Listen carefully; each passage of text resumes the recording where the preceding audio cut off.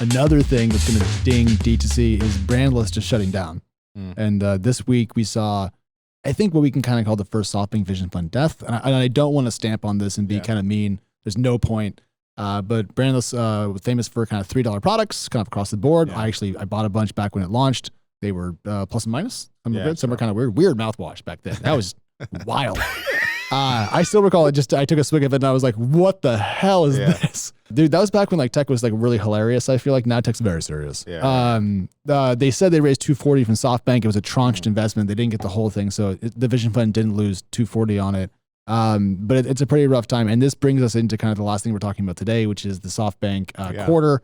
So SoftBank's quarter was bad. They actually ended up making $24 million, which was a tiny number. Effectively, they broke even after losing money last quarter. They can invest in one Series A or one half Series A going forward, or they can be in the a real LP in the second equal of interest fund too, because that's a good commit size for a fund of that size. $2 billion in write-offs, and Masa said they turned the corner and that things are going to get better. And then Danny, of course, the Sprint T-Mobile deal happened. What was up with that?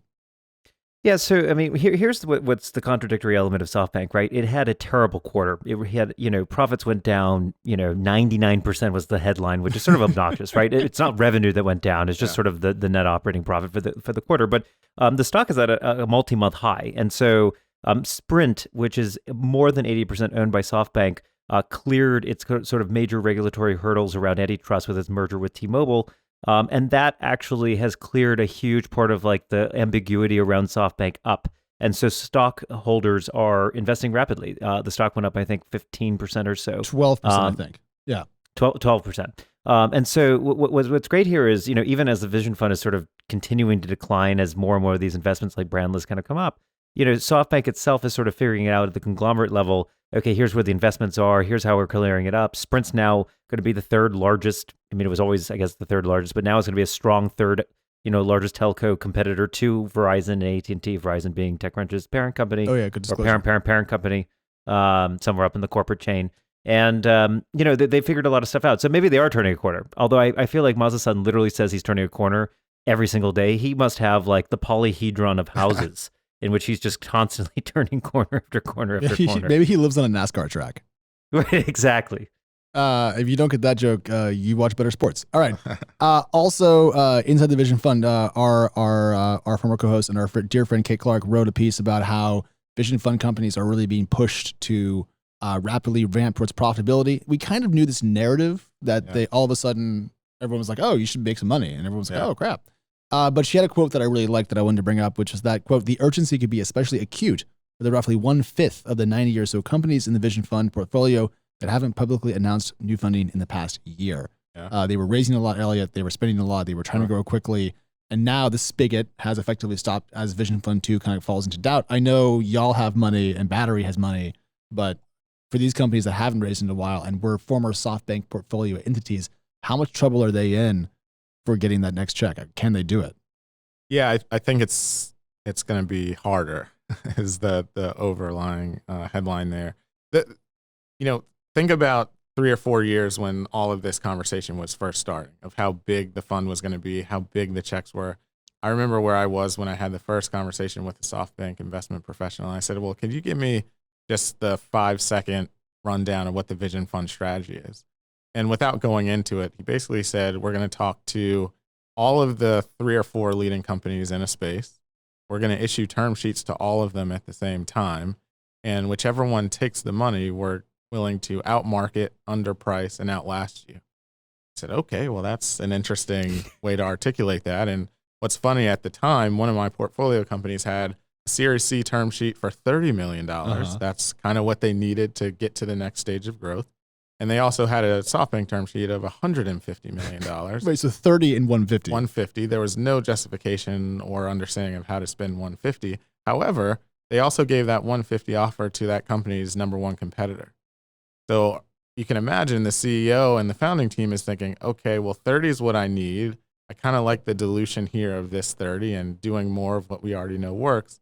But I also don't want to wake up and my biggest competitor has got $150 million on their balance sheet. Now, this was 3 or 4 years ago. Yeah.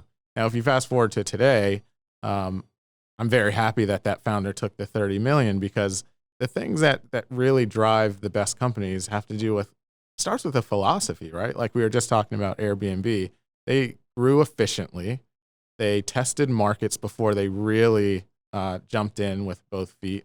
And the term that, it's not like a Bessemer term, but something we talk about internally is nail it before you scale it, right? But when you're taking on $150, $250 million, probably haven't nailed it before you scale it because you're a new investor and you just took on a bunch of dilution. You want to start spending that money. So you hire people, you start trying new marketing things.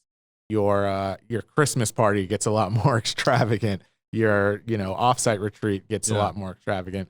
But at the core of it, you lose the philosophy that you had. You lose the connective tissue of the core management team, working with the generals and the VPs down to the last employee. And that's all lost when all that money shows up, let alone the secondary involved. And, we were thinking 2 or 3 years ago, oh man, this is going to come back to haunt some of these companies. And unfortunately it has. I have friends that work at these companies. So that's kind of the sad part about it. The whole layoff thing hasn't been great to see because it always impacts families. But I will say I didn't know that the Vision Fund's core thesis was extortion.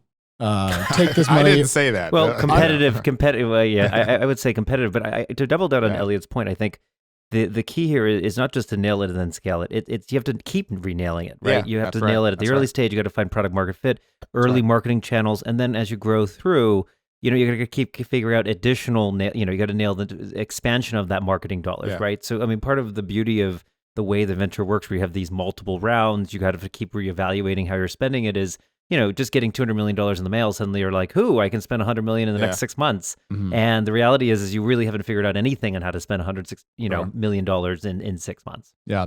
Well, I could stay here all day because I love all these topics like they're my children, but unfortunately we have to call it an episode. Oh, Danny has one last thing.